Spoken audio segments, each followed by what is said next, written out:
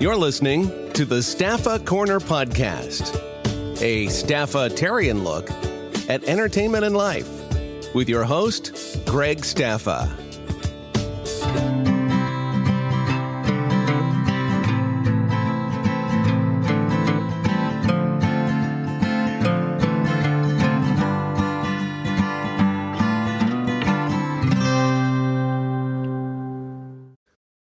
My guest this episode is Bill Oberst Jr., one of horror's most recognizable character actors. We're going to talk about his career, his love of storytelling, and the man behind the monsters. Bill, thanks for joining us today. Greg, I really appreciate that. Thank you, and I'm glad to be with you. So you have a very interesting childhood, one that I found a little bit depressing, but there was a lot of self-inflicted, but also inflicted by others. Is bullied the right way to say that a lot of your growing up was? Yeah, of course, because I was different in just about every way that a boy could be different growing up in South Carolina. I was a gay boy. I was not athletic. I was very studious. I made straight A's. I really enjoyed Sunday school. I wanted to be a minister when I grew up. And I had really, really bad acne. And all of those things made me this subject of a lot of bullying and pushing around. So, yeah. Talking to other actors and stuff like that, acting for a lot of them was an escape.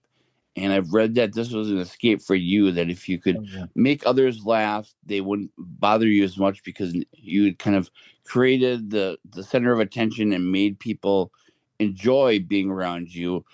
Was that a way to survive? Was that something that you quickly realized was your way to break free of that bullying and not necessarily have people like you, but have that be the source of their attention versus being you specifically the source of attention?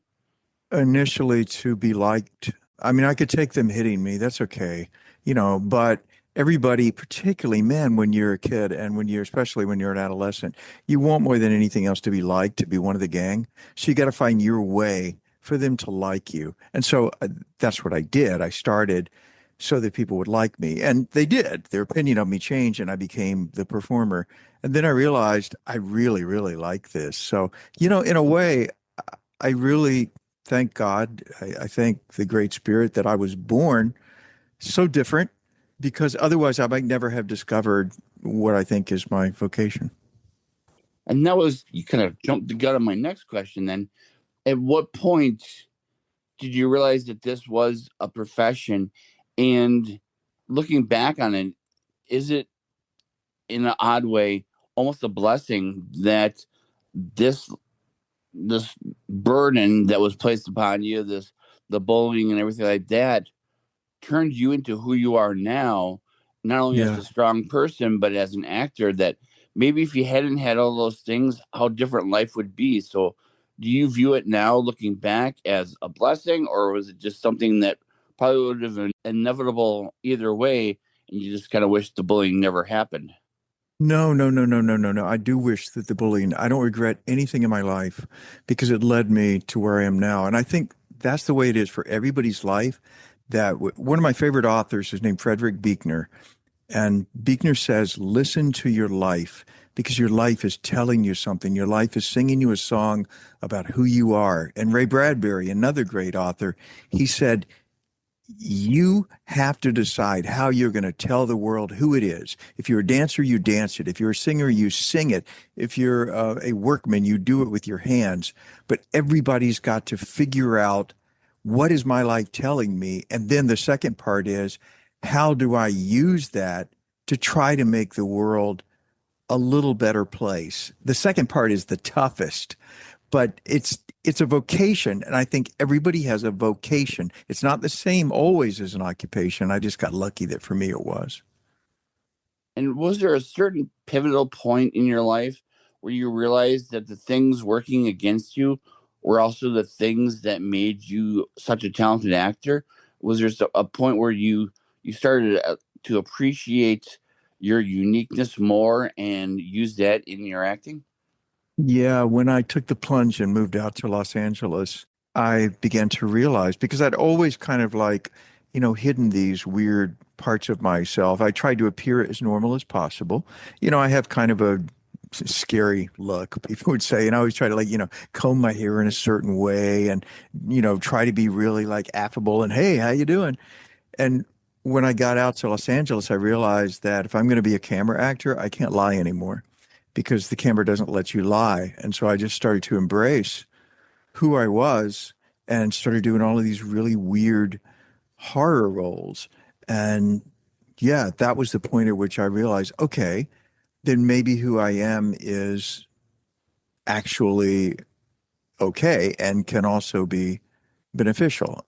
And that's, I think, when my vocation became my occupation.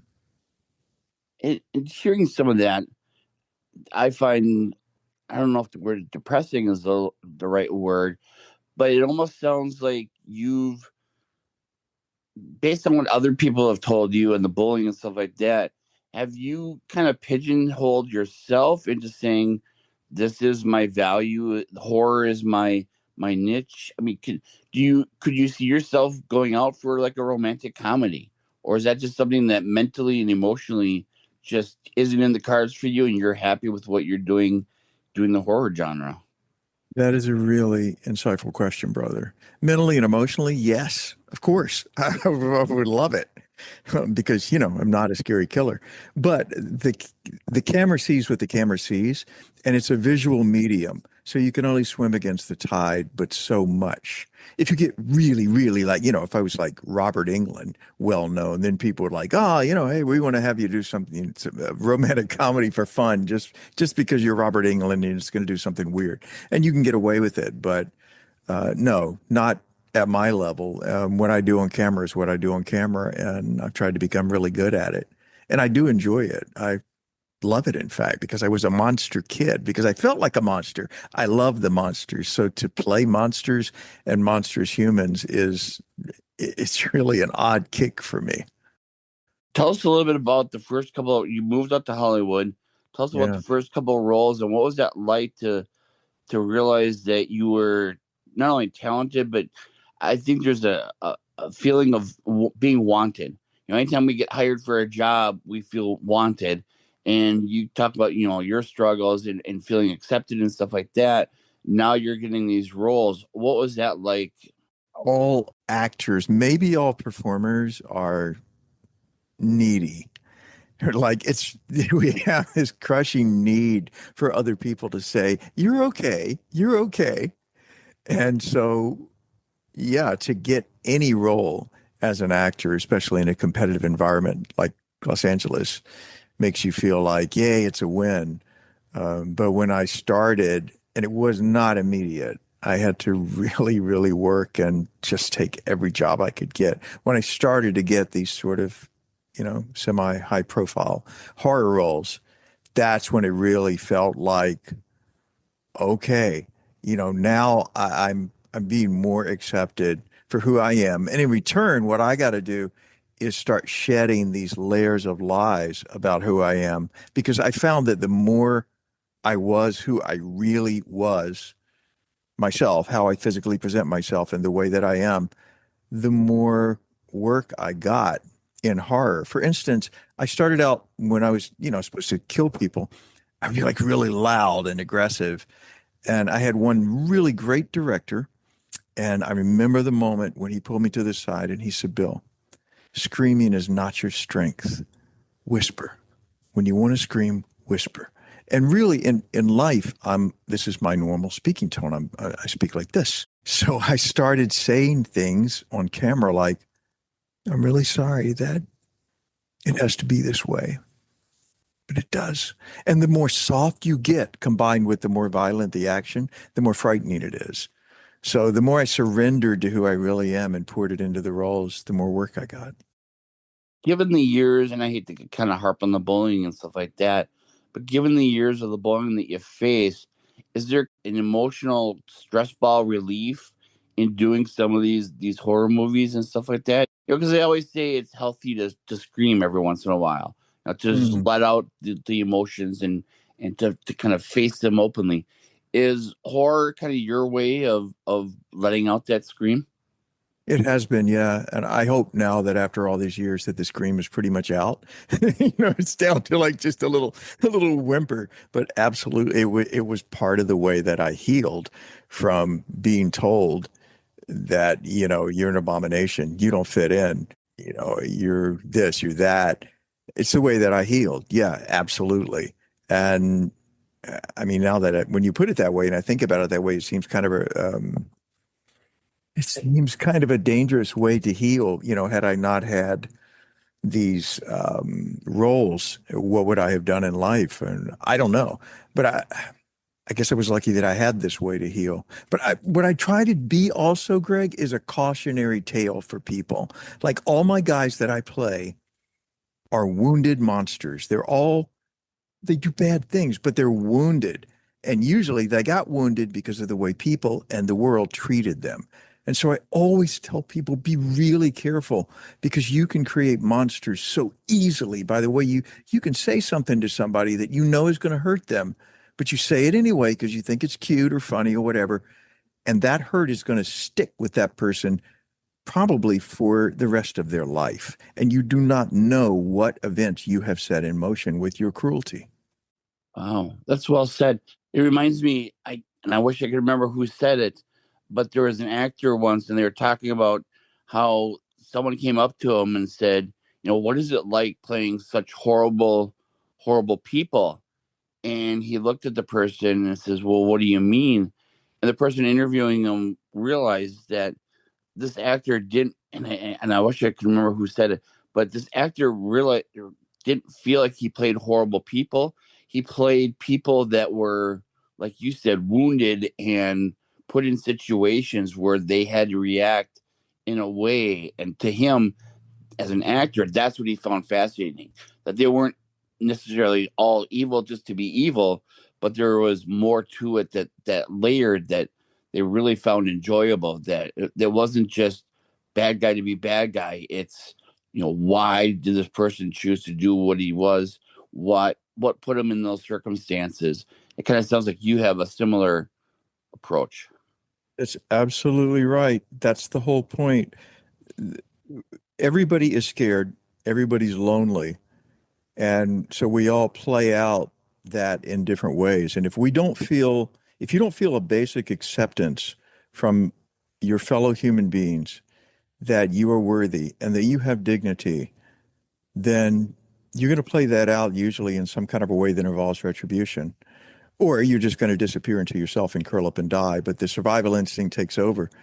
And that's how we create monsters. We have got to learn that all life is sacred. Every life is sacred, and that we are equally sacred. Every life deserves dignity because it is life. And until we learn that, we're going to keep doing this to each other. Now, actors like Neil McDonough won't kiss someone on film because he's married and he considers that, a sacred vow. Other actors refuse to do certain things because of their beliefs. You're a spiritual person, and you even spent years portraying Jesus, if I'm not mistaken, but you're a very spiritual person. Does portraying horror and getting into that darkness have any impact on your faith? And how does that impact you as trying to be the good person that you are? It's strengthened my faith because every bit of this darkness that I play is in me and in you, I believe, and in everybody. We all have the same potentials. So these are all versions of myself. I am that killer. I am that rapist. I am that homicidal maniac. I am that devious CEO. I am that lying politician that causes death and takes the profits. I am all of those people. Unless I choose not to be, I have to actively choose not to be those people. And so when I'm playing a role, all I'm doing really is just saying, okay, I'm going to allow myself to be what I could be. Yeah, I've never played anybody or done anything on screen that I wouldn't be quite capable of in real life if I chose to let that go. I mean, we live in a society that really encourages, like, be yourself. If it feels good, it's okay. And, just, follow your instincts. I don't think following our instincts is always really good. I don't, because I think we have murderous, hateful, selfish impulses. And a little bit of discipline is not a bad thing. Does that ever scare you? I mean, that it makes sense, but to be able to admit that, does that ever scare you that that's deeper within all of us, or is that just something that you accept and you realize that the good person in you outweighs those kind of things, but it's also important to realize that they're there? Yeah, it's a daily choice not to be the person that you could be, but I find it really liberating to say, like when I'm standing naked before my creator, as we all are, I can say, I got no bullshit to offer you. I got no defenses. I got no pretenses. I'm not a good person. I got nothing, but I need the goodness and the love that I believe is at the center of the universe to be in me. Please help me. And that feels like an honest prayer, whereas a lot of the other prayers, just feel like bullshit. Now, you mentioned Ray Bradbury, and him, along with Lon Chaney, are two people that you deeply admire and kind of follow their career path, and they were influential in you and your work. If you could have lunch with them and sit down and talk about, what you guys do, what would you guys talk about, and how would they view your career as you admire their career? Well, Bradbury wouldn't let me get a word in edgewise, which is the charm of Bradbury. He would go on and on. I don't think Lon would want to say anything. Lon was like so taciturn.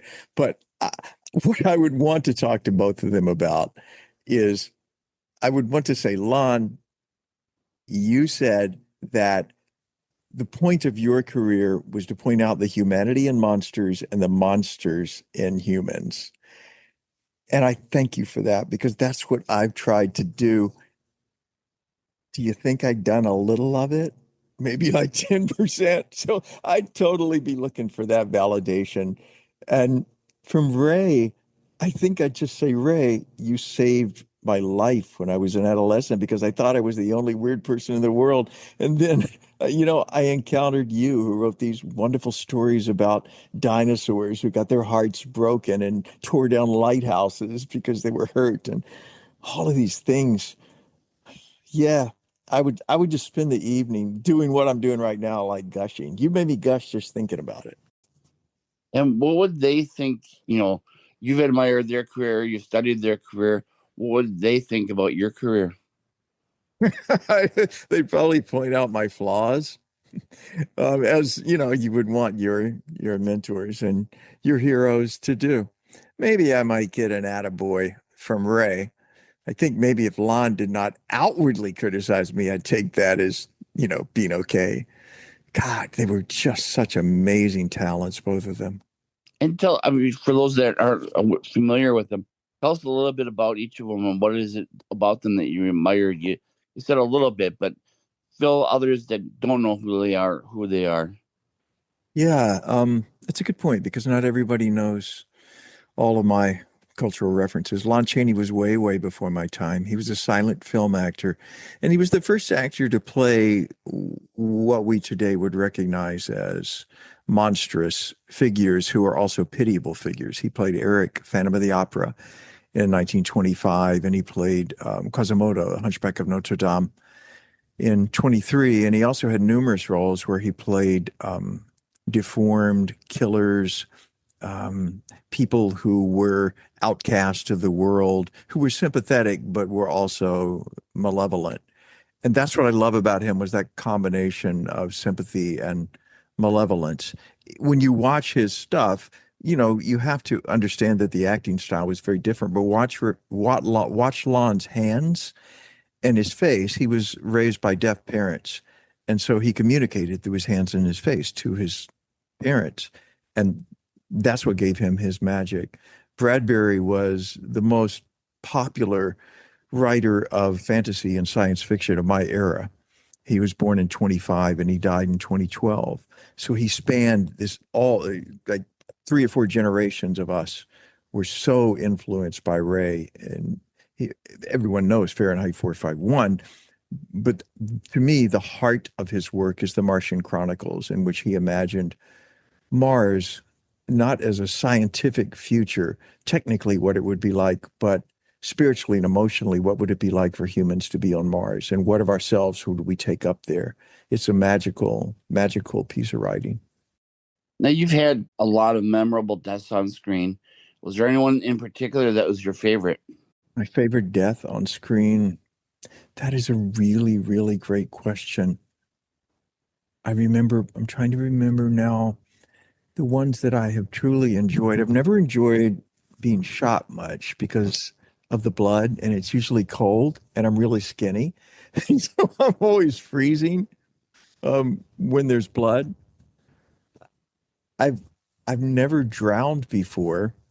You know, one that I really liked, I think it was called Ditch Day Massacre, where my character was spent. He had had his revenge, had his retribution, and he killed everybody he was going to kill. And he just walked over into this pond and fell face forward and just purposely didn't get up and took the water into his mouth. And then his body goes limp and he's just floating.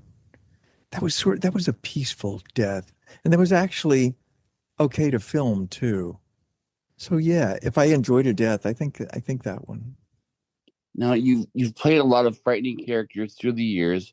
As an adult now, is there anything that scares you?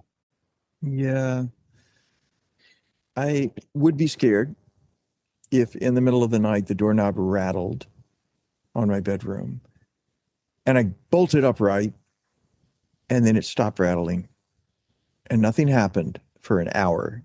And I sat there for an hour, unable to go to sleep, afraid to use the phone because whatever it was out there might hear me. Maybe it doesn't know I'm in here. And I just got to sit and stare at that doorknob for an hour. Those are the kind of fantasies that really, really freak me out. Other than that, in real life, I'm not afraid of anything in nature. I'm cautious of the things I should be dangerous of. I'm not surprised by anything in humanity. So there's nothing in humanity that would really frighten me. I wouldn't be scared if I talked to a ghost or an alien. Even if I talked to a demon, I would just say, get the hell out of here. What are you doing? I've seen you before. Go away. So yeah, I'm going to go with the doorknob, Greg. That's the one fantasy that would like totally freak me out. I can see that. Now, you have the niche now of the horror. How do you go about, I'm sure you get a lot of offers. You're the go-to guy for horror. How do you go about finding the right roles, and what is your process for going through those scripts and choosing what roles you want to take? It used to be my process was they offered me the role and I said yes. That was the role for like 200 movies. That was the process. But I have slowed down because I'm older now. And, I don't want to be cold and wet and covered in blood just for the sake of being cold and wet and covered in blood and saying, hey, I was in a movie. Really, actually, to tell you the truth, now it's more about the relationship with the production team and the director than it is the script. You can always make a script a little bit better. If you've got a producer and a director who you really have a good connection with on a personal level, and you feel like I want to work with them and they want to work with me so we can create something together, even if what we got to work with is not great, we can make it better. That's what excites me so much. Even more so than, oh, this role looks perfect, but the director and I really do not get along. Don't take that job. Whether it pays you good or not, don't take it because it's not going to be good if the personal relationship is not there. Interesting.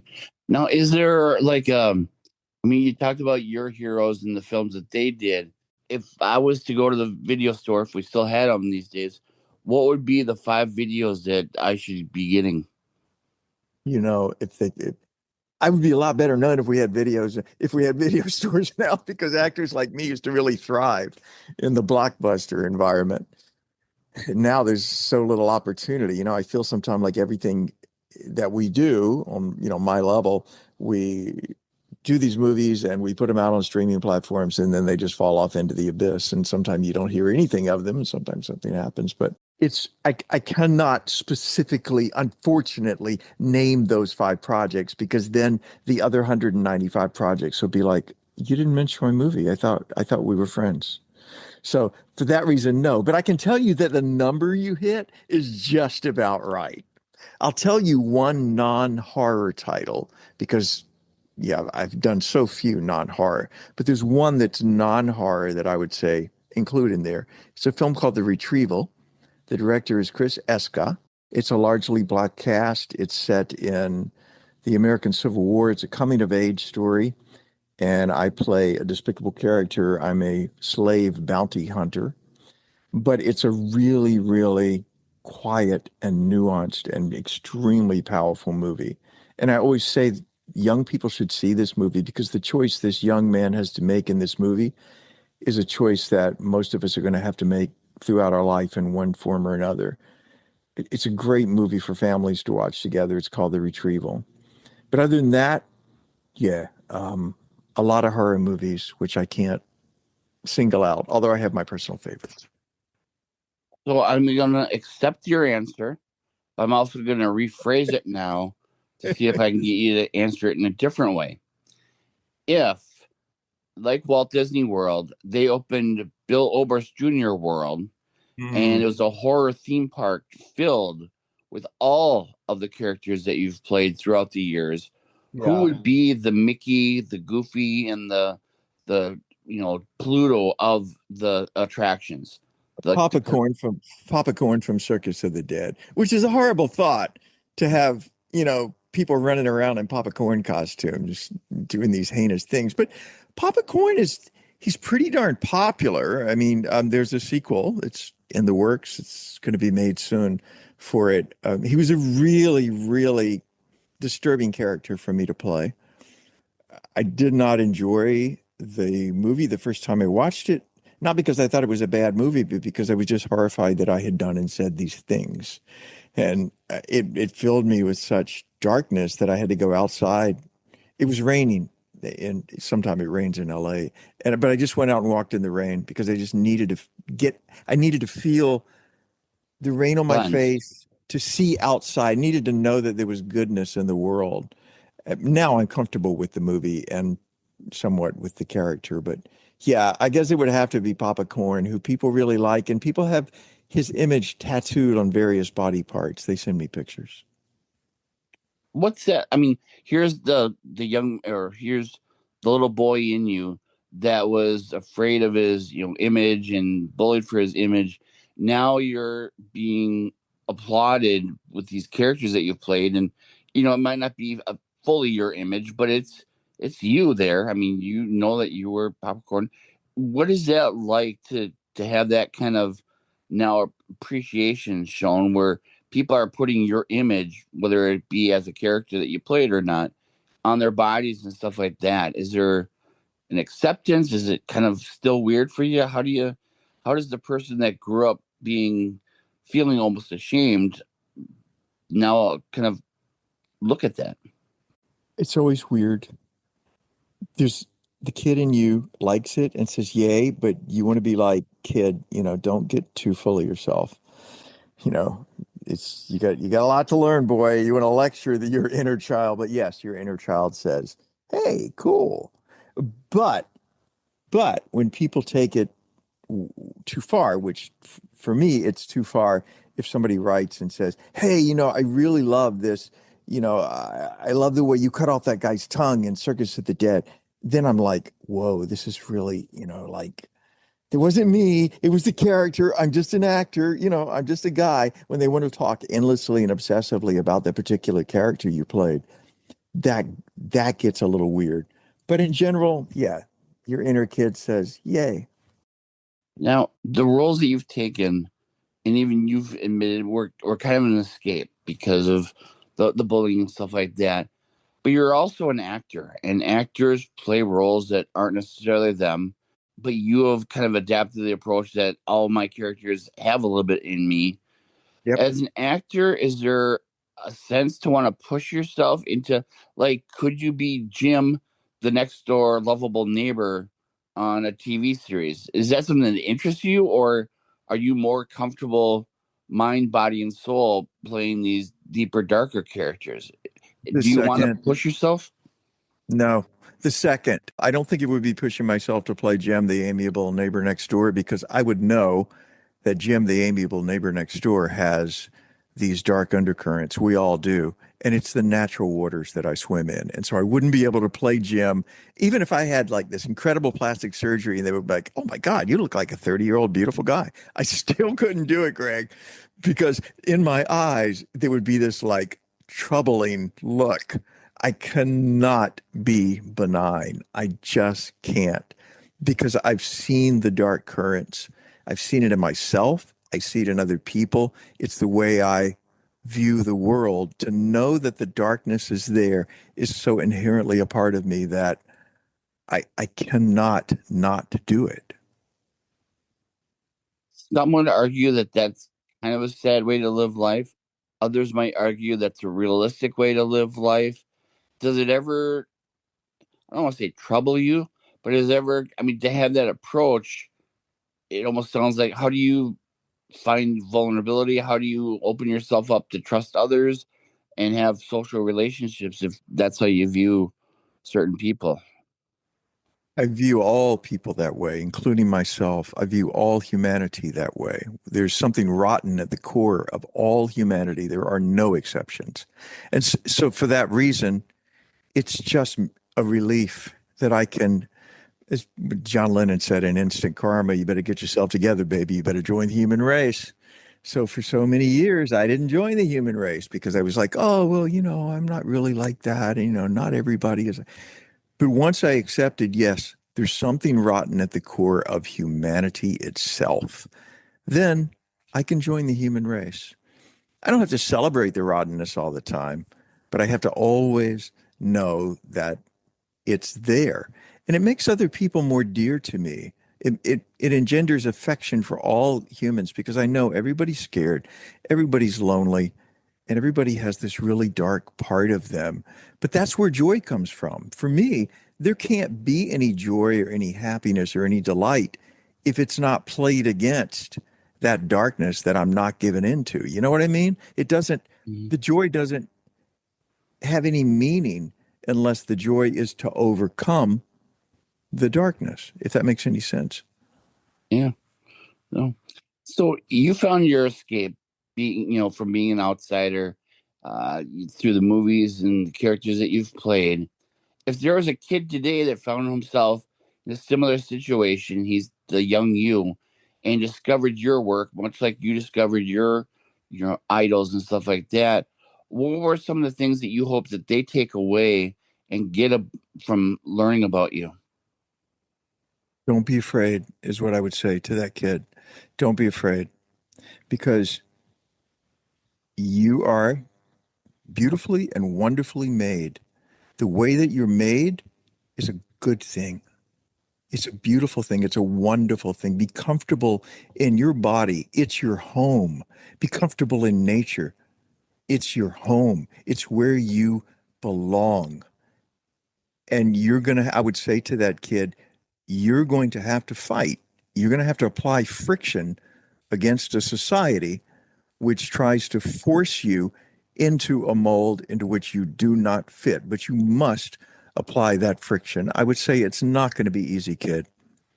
But do not be afraid, and do not listen to the lies from other people or inside you that say, well, I should just be like everybody else. Don't do it. And what are some of the things that you have in the future? Are you looking at directing? Are you writing? What other outlets are there? Or are you just looking for more roles and love acting? I'm at the stage in my life now where I'm looking away from acting. I enjoy it and I do it. I get all roles that come usually on offers, and I do the roles and they're really great. Sometimes I have to audition. The last time was for a Netflix series called All the Sinners Bleed, where I played a snake handling racist preacher. It was a great role. And that's going to be a series. I think that's going to air early next year. So I enjoy the roles I do, but I don't want my whole life, this last quarter of my life to be about acting roles, whether I got them or whether I didn't get them. And I've recently been wanting to help older adults with balance issues and with mobility issues because I've gone through this now with a mother, a stepfather, and beginning to go through it with my remaining two parents. And so I'm taking some courses to become a corrective exercise specialist and to work as a ministry with older folks on their balance and their mobility, particularly people who have not moved well in a long time, trying to teach them about their bodies, about their older bodies, what they can still do, how to be balanced, how to have the dignity of being in your own home as long as possible. So yeah, that's kind of a personal thing. And I'm also spending a lot of time in nature and a lot of time on my own body, working out, trying to be as healthy as I can be, really like turning back into the boy that I was. Because when I was a kid, I liked nothing better than to be outside. And I always wanted to help people. And I think that kid is kind of like coming back and saying, hey, let me take you through this last bit of the journey of your life. But I'll never stop acting. And when people want me to play snake handling preachers, I'll always do it. And we kind of talked about, the kid in you. We talked about what a kid might think of your work and stuff like that. But what would little Bill Oberst Jr. see in you, and what is your message to that little kid that was scared, that was bullied, that was treated bad? What advice would you give to that little kid if you could? I talk to him all the time. I don't know if you do this, Greg. I've talked to other people that do. Like, picture yourself as a kid, particularly in a vulnerable or scared moment, and talk to yourself as a kid. Maybe he talks to me. I don't know. But what I tell him is, it's going to be okay. It's going to be okay. And your life is going to be centered around love and positivity.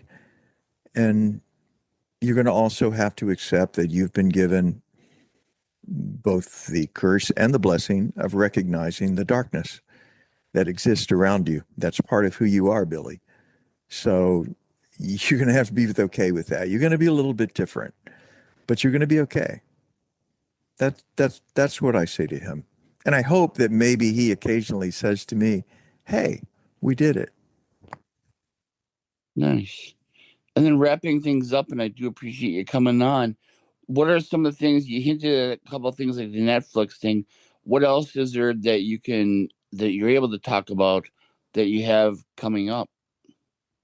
The Ray Bradbury Center in Indianapolis, Indiana, at University there has moved into new quarters. They have all of Ray's library, his personal effects, his office from Los Angeles. It's one of the largest single author repositories in the country.